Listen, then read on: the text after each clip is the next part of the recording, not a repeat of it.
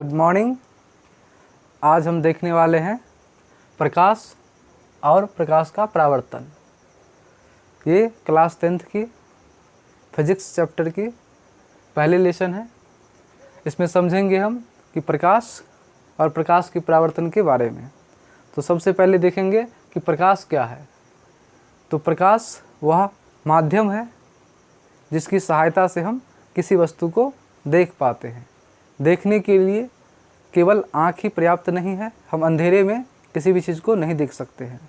तो देखने के लिए आँख के अतिरिक्त प्रकाश की भी आवश्यकता होती है। तो हम इस प्रकार से कह सकते हैं प्रकाश को कि प्रकाश एक माध्यम है या एक कारक है जिसकी सहायता से हम किसी भी वस्तु को देखते हैं।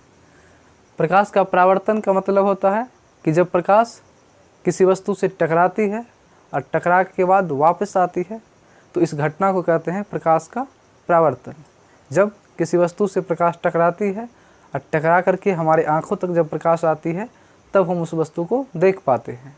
तो इसी घटना को कहते हैं प्रकाश का परावर्तन, यानी कि प्रकाश के टकरा के वापस लौटने की घटना को कहते हैं प्रकाश का परावर्तन। अब समझेंगे कि प्रकाश और उसका स्रोत क्या है। यानी स्रोत प्रकाश जो है वो आता कहाँ से है। तो प्रकाश के स्रोत को दो भाग में बांटते हैं, एक है प्राकृतिक, दूसरा है मानव निर्मित। प्राकृतिक में आता है सूर्य, तारा, चांद, जो प्राकृतिक है, एक तरह से कहिए जो ईश्वर के द्वारा निर्मित है, उसको हम लोग प्राकृतिक प्रकाश का स्रोत कहेंगे। जैसे सूर्य, तारा, इस सब से प्रकाश आती है। और मानव निर्मित क्या है, जिसको मनुष्य ने बनाया है, जैसे लालटेन, टॉर्च, विभिन्न प्रकार के उपकरण हैं जिससे प्रकाश आती है। ट्यूबलाइट, बल्ब, ये सब भी प्रकाश देती है, लेकिन इसको मानव ने बनाया है। तो प्रकाश के स्रोत दो प्रकार की है, एक प्राकृतिक है, दूसरा मानव निर्मित है। तो हम अब समझेंगे कि प्रकाश जो है आखिरकार लालटेन में आया कैसे। लालटेन में तो मिट्टी तेल होता है या टॉर्च में बैटरी लगा होता है, तो उसमें से प्रकाश कैसे आया। तो लालटेन में मुख्य रूप से क्या होती है, मिट्टी तेल, केरोसिन, जिसमें रसायन ऊर्जा संचित होती है। या टॉर्च में जो होती है उसमें भी रसायन होती है, बैटरी होती है। तो ये लालटेन की जो ऊर्जा थी रसायन, वो जल करके क्या दी, प्रकाश दिया। या टॉर्च का जो ऊर्जा था रसायन, वो जल के प्रकाश दिया। या बल्ब होती है, विद्युत बल्ब, तो बल्ब इलेक्ट्रिसिटी खाती है और प्रकाश देती है। तो एक तरह से देखा जाए इस सारे के सारे इसमें क्या थी, ऊर्जा थी। इसमें रसायन ऊर्जा था, इसमें रसायन ऊर्जा था, इसमें विद्युत ऊर्जा था। तो ये सारी ऊर्जा परिवर्तित हो गया और सारी ऊर्जा परिवर्तित होकर के प्रकाश ऊर्जा में बदल गया। यानी रसायन ऊर्जा से प्रकाश बन गया, विद्युत ऊर्जा से प्रकाश बन गया। तो हम एक प्रकार से ये कह सकते हैं कि प्रकाश को एक ऊर्जा ही है। तो प्रकाश को ऊर्जा भी माना जा सकता है, क्योंकि प्रकाश का रूपांतरण हो गया है रासायनिक ऊर्जा से प्रकाश ऊर्जा में। ऊर्जा का न तो कभी नाश होता है न ही उत्पन्न होता है, बस उसका रूप क्या होता है, बदल जाता है। तो हम प्रकाश को दो प्रकार से डिफाइन कर सकते हैं, एक कि वह कारक है जिसकी सहायता से हम किसी वस्तु को देख पाते हैं, दूसरा प्रकाश एक प्रकार का ऊर्जा है। अब हम समझेंगे कुछ बातों की, जैसे प्रदीप्त पदार्थ और अप्रदीप्त पदार्थ, ये क्या होती है इसके बारे में हम समझेंगे। प्रदीप्त का मतलब होती है वैसे पदार्थ जिससे प्रकाश उत्पन्न होता है। जैसे लालटेन को मान लेंगे प्रदीप्त है, टॉर्च को मान लेंगे प्रदीप्त है, सूर्य को मान लेंगे प्रदीप्त है। वैसे पदार्थ जिससे प्रकाश उत्पन्न हो सकता है या उत्पन्न होता है या छोड़ता है प्रकाश, मोमबत्ती को ही मान सकते हैं। और अप्रदीप्त पदार्थ क्या है, अप्रदीप्त है जिससे प्रकाश उत्पन्न नहीं होता है। जैसे टेबल, बेंच, कोई भी पदार्थ मान लेंगे, दीवार, इस सब से प्रकाश उत्पन्न नहीं होता है, इससे प्रकाश नहीं छोड़ता है। लेकिन यहाँ लालटेन मान लेंगे, मोमबत्ती मान लेंगे,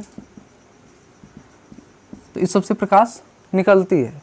तो प्रदीप्त का मतलब है वैसे पदार्थ जिससे प्रकाश निकलता हो, और अप्रदीप्त वैसे पदार्थ जिससे प्रकाश नहीं निकलता हो। तो ये प्रदीप्त और अप्रदीप्त शब्द था जिसका हमने अभी मतलब समझाया है। अब समझेंगे प्रकाश के किरणें। प्रकाश की किरणें समझेंगे।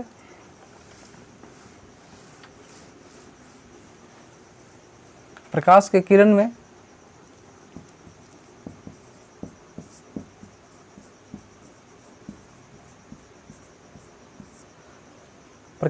में देखेंगे कि प्रकाश की जो किरण है, यानी कोई भी जो प्रदीप्त पदार्थ होगा उससे प्रकाश निकलेगा।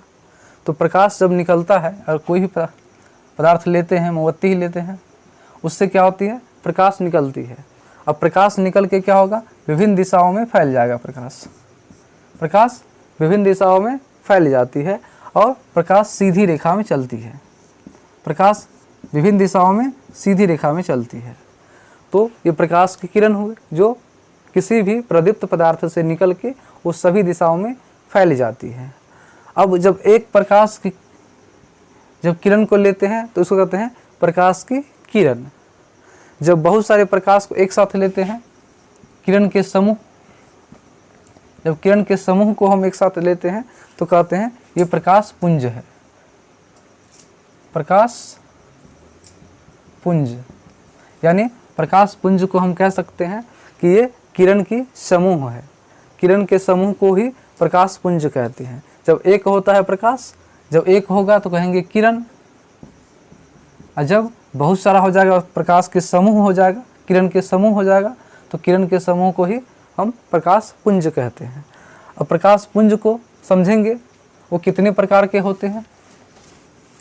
अब प्रकाश पुंज के बारे में हम देखेंगे कि प्रकाश पुंज जो है वो मुख्यतः 3 प्रकार के होते हैं। प्रकाश पुंज जो है वो 3 प्रकार के होते हैं। पहला होता है समांतर प्रकाश पुंज, दूसरा होता है अपसारी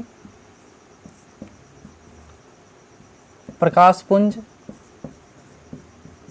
और तीसरा होता है अभिसारी प्रकाश पुंज। अब समांतर प्रकाश पुंज, अपसारी प्रकाश पुंज और अभिसारी प्रकाश पुंज को एक एक करके समझेंगे। जब प्रकाश की किरणें निकलती है एक साथ तो उसको कहते हैं प्रकाश पुंज। जब समानांतर क्या होगी, जब प्रकाश की किरणें समांतर चलती है, एक दूसरे के समांतर होती है, तो उसको कहते हैं हम समांतर प्रकाश पुंज। अपसारी का मतलब ये होता है एक जगह से निकल के और विभिन्न दिशाओं में फैल जाना। जैसे यहाँ कोई स्रोत था प्रकाश का, यहाँ से प्रकाश निकला और विभिन्न दिशाओं में फैल गया।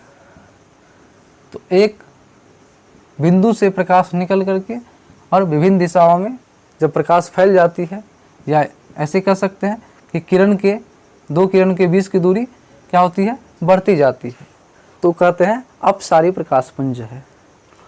और अभिसारी प्रकाश पुंज का मतलब होता है बहुत सारे जगहों से प्रकाश आके एक जगह मिलना।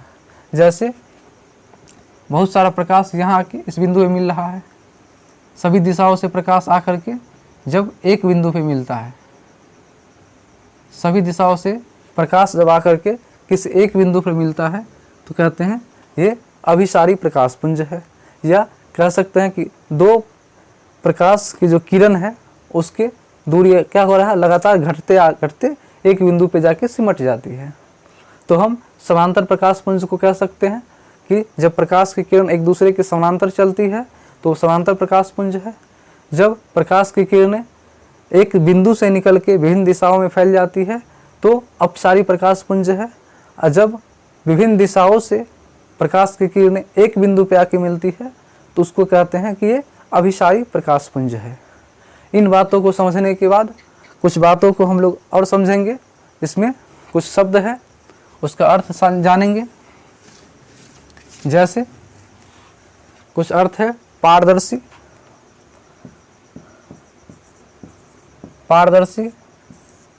फिर है पारभासी और अपार पारदर्शी। इन शब्दों को समझेंगे, क्या इनका अर्थ है। पारदर्शी का मतलब होता है वैसे पदार्थ जिसको प्रकाश पार कर जाता हो, जैसे कांच, पानी, ऐसे पदार्थ है जिससे प्रकाश क्या होती है, आर पार निकल जाती है। यानी प्रकाश को हम इस तरफ से भी देख सकते हैं और उस माध्यम को बीच में रख देंगे तो उस प्रकार की वस्तु या उस तरफ की वस्तु को हम देख सकते हैं। जैसे कांच रख देंगे बीच में तो प्रकाश आसानी से उस पार हो जाता है, यानी कांच के उस पार भी हम देख सकते हैं। तो वैसे पदार्थ, यानी कांच हुआ पारदर्शी, तो वैसे पदार्थ जिससे प्रकाश आसानी से आर पार कर जाता हो उसको कहते हैं पारदर्शी पदार्थ, जैसे कांच, शीशा, पानी। और पारभासी, पारभासी का मतलब है आभास होना, यानी प्रकाश न तो पूर्ण रूप से जा पाता है न पूरा रोक पाता है प्रकाश को कोई भी पदार्थ, तो उसको कहते हैं कि प्रकाश की एक मात्रा यानी छोटा सा अंश ही पास हो पा रहा है। तब जब प्रकाश का कुछ अंश पास करता है उससे तो हम कहते हैं कि ये पारभासी पदार्थ है। जैसे घिसा हुआ कांच, घिसा हुआ कांच, या तेल लगा कागज। जब कागज में हम तेल लगा देंगे या सर में रगड़ के देख लीजिए तो उस सर में लगा हुआ तेल जो कागज में लगता है तो कागज का क्या होता है, थोड़ा थोड़ा झलझल करके देखने लगता है, उसमें आर पार दिखता है, स्पष्ट भी नहीं दिखता है और लगेगा कि आपको पूरी तरह से भी नहीं दिख रहा है, कुछ ना कुछ दिख रहा है। या आंखों की जो पलक होती है वो भी अपारदर्शी है। जैसे मान लीजिए हम आंख बंद कर लेते हैं ऐसे तो हमको फिर भी कुछ ना कुछ दिखाई देता है।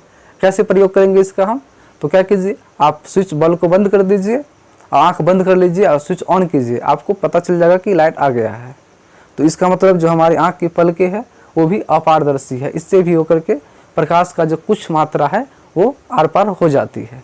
आप अंधेरा में और लाइट आने के बाद आपको महसूस हो जाएगी, नहीं तो आप स्विच को टिप करके देख सकते हैं कि हमको लाइन आने का एहसास या प्रकाश आने का एहसास हो चुका है आंख बंद होने के बावजूद भी।